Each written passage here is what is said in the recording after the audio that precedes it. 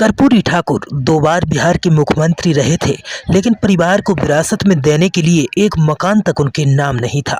उनके सादगीपूर्ण जीवन के लिए कई किस्से अक्सर चर्चा में रहते हैं और आज भारत सरकार द्वारा उनके लिए भारत रत्न देने की घोषणा के बाद वह फिर एक बार चर्चा में आ गए हैं।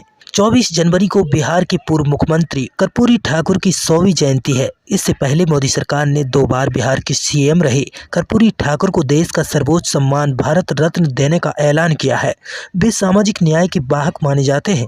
भले ही उन्होंने 2 बार बिहार जैसे राज्य की कमान संभाली, लेकिन अपनी सादगी को कभी अलग नहीं किया। उनके सादगीपूर्ण जीवन के कई किस्से बिहार समेत देश की राजनीति में अक्सर चर्चा में रहते हैं। आइए जानते हैं कौन से वह महत्वपूर्ण किस्से हैं जिन्हें लोग आज भी अक्सर याद करते हैं। पहला किस्सा, बहनोई नौकरी के लिए आए तो मिले 50 रुपये। कर्पूरी ठाकुर से जुड़े कुछ लोग बताते हैं और अक्सर खबरों में यह बातें आती हैं कि वह जब राज्य के मुख्यमंत्री थे तो बहनोई उनके पास नौकरी के लिए गए और कहीं सिफारिश से नौकरी लगवाने के लिए कहा। उनकी बात सुनकर कर्पूरी ठाकुर गंभीर हो गए। उसके बाद अपनी जेब से 50 रुपये निकाल कर उन्हें दिए और कहा, जाइए उस्तरा आदि खरीद लीजिए और अपना पुश्तैनी धंधा आरंभ कीजिए। दूसरा किस्सा, उत्तर प्रदेश के कद्दावर नेता हेमवती नंदन बहुगुणा ने अपने संस्मरण में कर्पूरी ठाकुर की सादगी का बेहतरीन वर्णन किया है। बहुगुणा लिखते हैं, कर्पूरी ठाकुर की आर्थिक तंगी को देखते हुए हरियाणा के मुख्यमंत्री देवीलाल ने पटना में अपने एक हरियाणवी मित्र से कहा था, कर्पूरी जी कभी आपसे 5-10 हज़ार रुपये मांगे तो आप उन्हें दे देना, वह मेरे ऊपर आपका कर्ज रहेगा। बाद में देवीलाल ने अपने मित्र से कई बार पूछा, भाई कर्पूरी जी ने कुछ मांगा? हर बार मित्र का जवाब होता, नहीं साहब, वे तो कुछ मांगते ही नहीं। तीसरा किस्सा, जब विधायक ने जमीन लेने को कहा तो कर्पूरी ठाकुर ने यूं मना किया। 70 के दशक में पटना में विधायकों और पूर्व विधायकों के निजी आवास के लिए सरकार सस्ती दर पर जमीन दे रही थी। खुद कर्पूरी ठाकुर के दल के कुछ विधायकों ने उनसे कहा कि आप भी अपने आवास के लिए जमीन ले लीजिए। उन्होंने साफ मना कर दिया। तब के एक विधायक ने उनसे यह भी कहा था कि जमीन ले लीजिए, नहीं तो आप नहीं रहेगा तो आपका बाल बच्चा कहाँ रहेगा। कर्पूरी ठाकुर ने कहा कि अपने गाँव में रहेगा। बेटे को पत्र लिखने की आदत, कर्पूरी ठाकुर जब पहली बार उप मुख्यमंत्री बने या फिर मुख्यमंत्री बने तो अपने बेटे रामनाथ को पत्र लिखना नहीं भूले।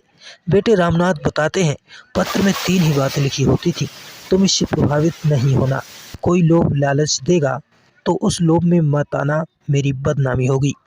अगला किस्सा, जब मुख्यमंत्री के पिता को पीटने आ गए लोग। कर्पूरी के मुख्यमंत्री रहते हुए ही उनके क्षेत्र के कुछ जमींदारों ने उनके पिता को सेवा के लिए बुलाया। जब वे बीमार होने के चलते नहीं पहुंचे तो जमींदार ने अपने लोगों से मारपीट कर लाने का आदेश दिया। इसकी सूचना जिला प्रशासन को हो गई और तुरंत जिला प्रशासन कर्पूरी के घर पहुंच गया और उधर मांगने वाले भी थे। लठैतों को बंदी बना लिया गया, लेकिन कर्पूरी ठाकुर ने सभी लठैतों को जिला प्रशासन से बिना शर्त छोड़ने का आग्रह किया। इस पर अधिकारियों ने कहा कि इन लोगों ने मुख्यमंत्री के पिता को प्रताड़ित करने का कार्य किया, इन्हें हम किसी शर्त पर नहीं छोड़ सकते। कर्पूरी ठाकुर ने कहा, पता नहीं कितने असहाय, लाचार और शोषित लोग प्रतिदिन लाठियां खाकर दम तोड़ते हैं, काम करते हैं, कहाँ तक और किस किस को बचाओगे? क्या सभी मुख्यमंत्री के माँ बाप हैं? इनको इसलिए दंडित किया जा रहा है कि इन्होंने मुख्यमंत्री के पिता को उत्पीड़ित किया है। सामान्य जनता को कौन बचाएगा? जाओ प्रदेश के कोने कोने में शोषण उत्पीड़न के खिलाफ अभियान चलाओ और एक भी परिवार सामंतों के जुल्म सितम का शिकार न होने पाए। लठैतों को कर्पूरी ने छुड़वा दिया। अगला किस्सा, विधायकों से थोड़ी देर के लिए जीप मांगी। 80 के दशक की बात है, बिहार विधानसभा की बैठक चल रही थी।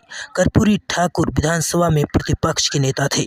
उन्होंने एक नोट भिजवाकर अपने ही दल के एक विधायक से थोड़ी देर के लिए उनकी जीप मांगी।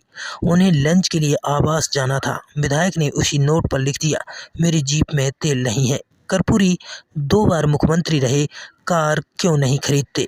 अगला किस्सा, जब कर्पूरी के घर की हालत देख रो पड़े थे बहुगुणा।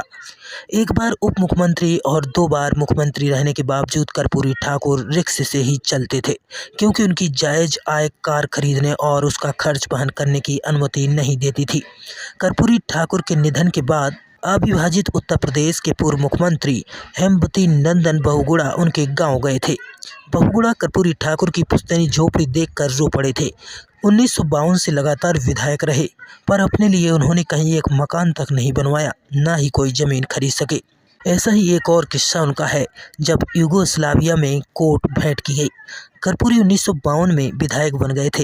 एक प्रतिनिधि मंडल में जाने के लिए ऑस्ट्रिया जाना था। उनके पास कोट ही नहीं था। एक दोस्त से मांगना पड़ा। वहां से यूगोस्लाविया भी गए तो मार्शल टीटो ने देखा कि उनका कोट फटा हुआ है और उन्हें एक कोट भेंट किया। इस तरह से उनके जीवन के यह किस्से लोगों के लिए हमेशा प्रेरणा देते रहेंगे। उनके इन किस्सों से सादगी इस तरह झलकती है कि वह गरीबों, वंचितों, दलितों के उत्थान के लिए प्रयासरत रहे और ईमानदारी को कभी नहीं त्यागा। फिलहाल दोस्तों, उनके इन किस्सों को लेकर आपकी क्या राय है कमेंट बॉक्स में ज़रूर बताइए। वीडियो पसंद आया हो तो वीडियो को लाइक करें और चैनल को सब्सक्राइब करना ना भूलें। मिलेंगे ऐसे ही अगली वीडियो में। नमस्कार।